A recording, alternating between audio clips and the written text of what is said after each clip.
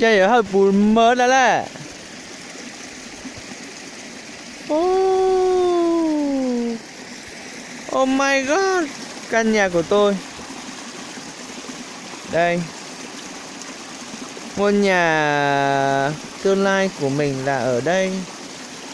Có em nào không chơi anh nào thì qua nhà anh. Ơ rồi ơi. Về quê thật là mát mẻ. Cuộc sống ở quê thật là bình yên các bạn ạ.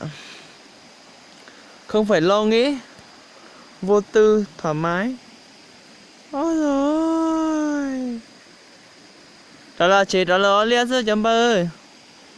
Shop bay gần đó rồi. Lo lia tê à. À, thằng nó ăn trộn ổi nhà tao nhỉ. Cái thằng ấy ổi này. Ui dồi. Mày cẩn thận tao bắt đấy.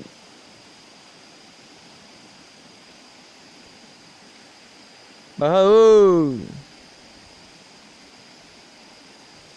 Tôi chính nó lúc xí là nếch hở.